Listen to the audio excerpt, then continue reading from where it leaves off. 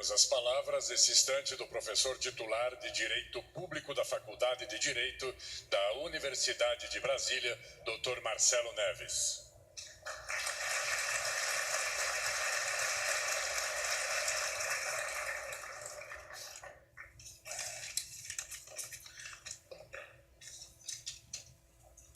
Excelentíssima senhora presidente Dilma Rousseff, excelentíssimos senhores ministros, autoridades presentes, minhas senhoras e meus senhores. É com certo prazer que venho aqui participar desse encontro. Evidentemente, a corrupção deve ser combatida. Não é apenas um moralismo lacerdiano ser contra a corrupção. Há uma relação muito próxima entre corrupção e exclusão social. Nas pesquisas apontam, por exemplo, países escandinavos, onde há alta inclusão social e o menor índice de igualdade, nós temos um baixíssimo índice de corrupção. Portanto, a luta pela corrupção é fundamental e, às vezes, é constrangedor para nós que apoiamos governos populares por transformação, ver aqueles que são membros envolvidos em situações de corrupção. Portanto, operações que venham a ser tomadas pela polícia e pelo judiciário no combate à corrupção devem ser bem-vindas e têm sido bem-vinda pelo governo, ao contrário do passado. Mas a questão que estamos diante agora é que está havendo ofensa à legalidade, à Constituição, e está se atuando de forma arbitrária. Nem juízes em geral, nem ministros do Supremo Tribunal Federal estão acima da lei e da Constituição.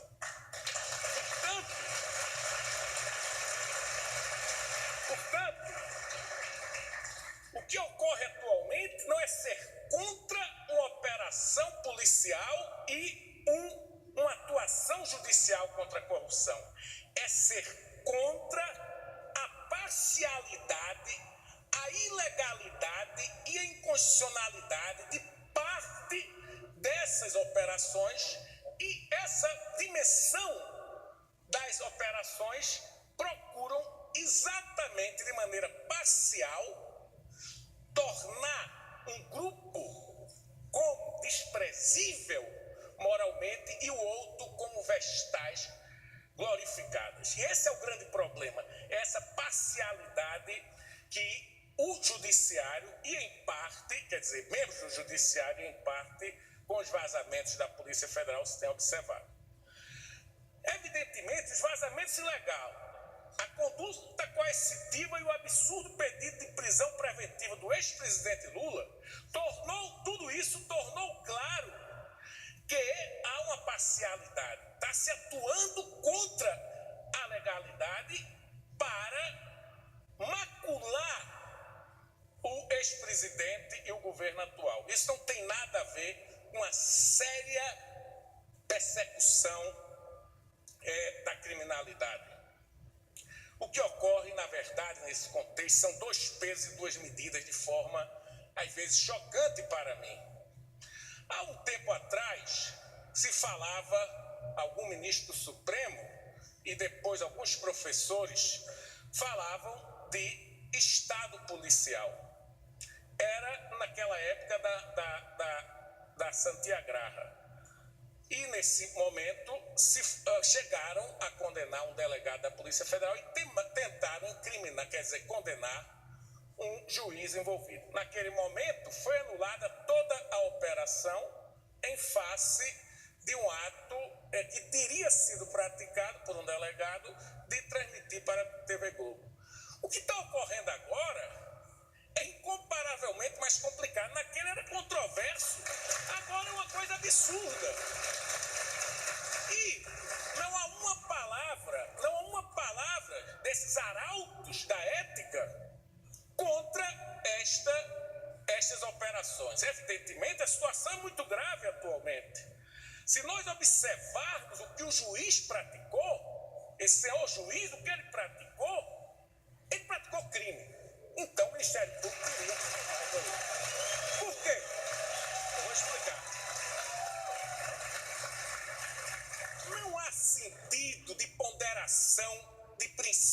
nesse sentido. Eu não sou nada, eu sou esforçado, mas eu estudei essas coisas. Não há sentido falar de ponderação com a lei penal, afirmar que pelo interesse público eu deixo a lei penal de lado. Eu deixo a proibição legal. Isso é uma regra fechada. Então, esses mesmos autores, se você perguntar a Alex, se perguntar a Virgílio Afonso da Silva aqui, eles vão dizer, claro, mas, quer dizer, não tem sentido nenhum. Então, o que está se fazendo para flexibilizar o uso da máquina repressora é utilizar formas erradas de ponderação para afastar o crime. Mas veja que é crime. O artigo 5º, 60 da Constituição permite que a lei crie situações sigilosas para a intimidade ou interesse social. Isso o legislador pode ter o primeiro momento ponderativo. O legislador pode firmar regras. E essa regra está no artigo 8º, no artigo 10º da lei número 9.296. O artigo 8º diz: a interceptação de comunicação telefônica de qualquer natureza ocorrerá em autos apartados, apensados aos atos do inquérito policial ou do processo criminal, preservando-se o sigilo das diligências, gravações e transcrições respectivas. Então vejam bem, você diz, mas não tem nada prevendo crime aqui. Mas se você vai, quer dizer, tem depois um dispositivo do artigo 10 que se refere ao envolvimento da presidente da República nos grampos. Mas mesmo esse dispositivo do artigo 8º, ele remete penalmente, e aqui o professor Juarez Tavares deveria estar presente para dar uma aula a gente, ao artigo 325, que condena a revelação de fato que ele tem ciência em razão do cargo que leva a permanecer e que deva permanecer em segredo ou facilitar-lhe a revelação. O que fez esse ministro? Ele está enquadrado no artigo 325, no meu entender. Se eu fosse o Ministério Público competente, eu já teria tomado essa medida. Ele praticou crime. Apenas isso, ele praticou crime. E ele praticou.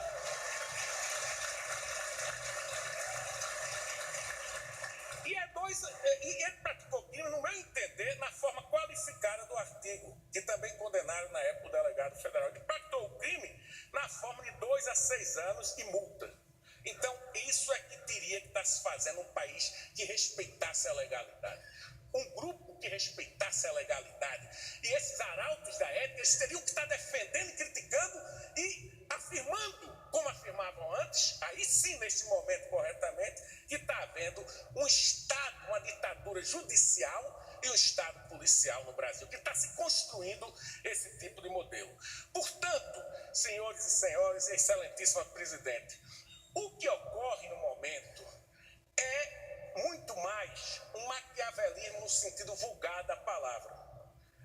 A parcialidade e a partidarização em nome de um fim glorificador de um Estado onde não haja corrupção. É claro que temos que combater a corrupção sistêmica, é problemática, mas essa ideia da pureza que se defende é de um moralismo de retrocesso ao totalitarismo. Eu me lembro que uma vez conversando com o filósofo alemão, ele disse: olha, totalitarismo é que pode acabar, que tem a pretensão, nunca acaba, tem a pretensão, às vezes, de acabar toda a corrupção. E ele, por essa pretensão, ele se torna mais corrupto. Então, nesse sentido, essa postura atual, ela deve ser condenada em primeiro plano. Mas vamos para outra questão.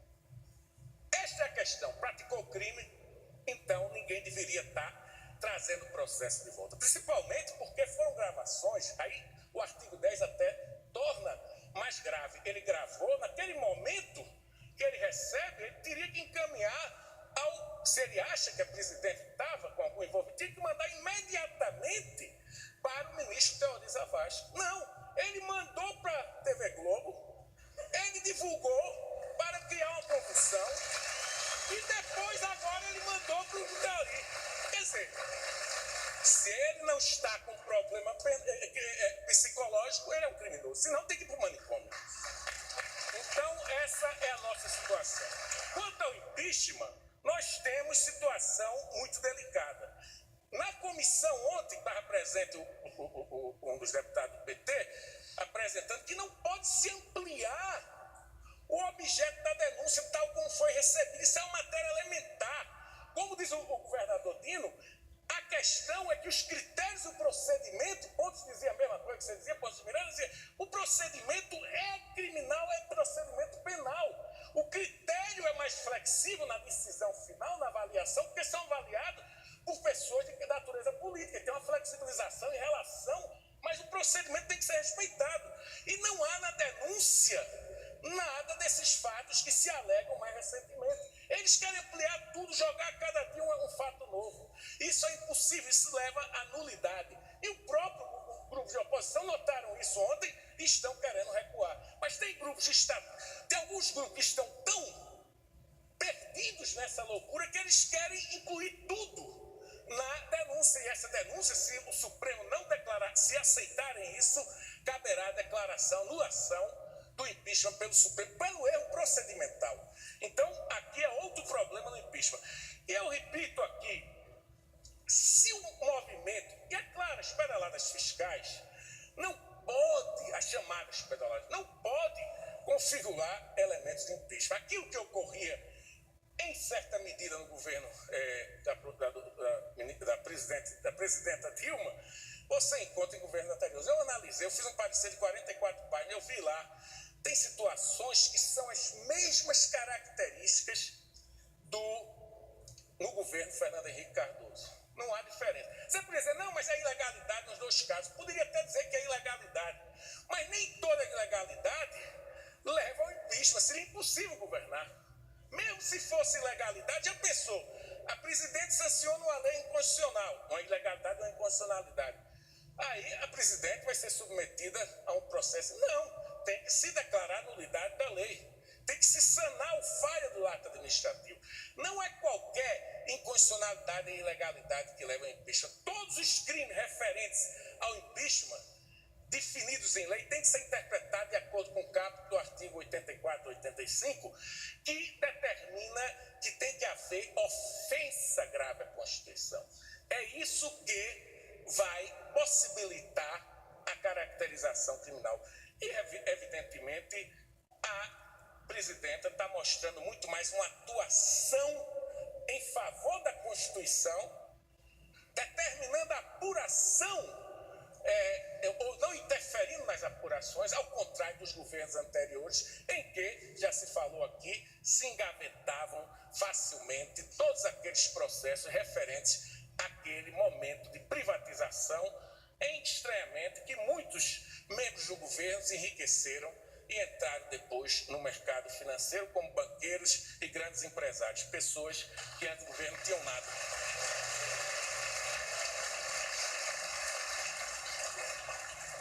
Eu repito o que eu disse aqui em dezembro, também a convite do então ministro, que me honra muito estar aqui com ele, o ministro hoje na Advocacia Geral da União, agora o nosso colega da faculdade, o Eugênio, está aqui, é um grande prazer. Eu dizia, eu sou muito acadêmico, eu digo, não é um golpe, tudo bem, a gente tem que usar isso no discurso, naquela manifestação, fazer a mesma coisa, mas eu digo academicamente, eu poderia dizer, não é um golpe, porque o golpe tem um conceito técnico de você ter um elemento momentâneo da repressão que impede, mas é o que Niklas Luhmann, meu professor, dizia, é um equivalente funcional.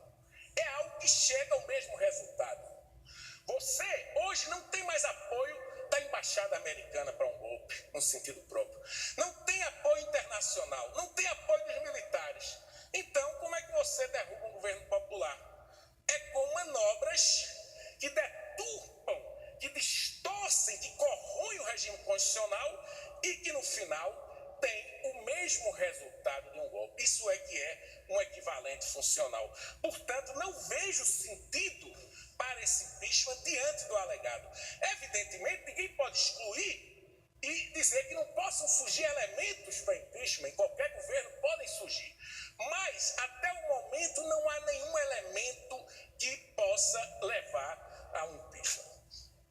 Portanto, parece-me que o contexto, a pretexto de combate da corrupção tem servido apenas para satisfazer determinados interesses partidários. E para concluir, o Dino já falou, o governador, a questão da política e direito. No momento em que se quebram todas as barreiras entre direito e política, no momento em que o juiz passa a ser promotor do processo político, o processo democrático está encerrado. Portanto, temos que ter serenidade nesse momento. Mas, ao mesmo tempo que temos que ter serenidade, temos que reagir e resistir a essa pretensão de, corroendo a Constituição, erodindo a Constituição, destituir um governo popular que atua, como diz, contra aquela maior corrupção, a pobreza e a desigualdade, a exclusão social de amplos setores da sociedade. Obrigado.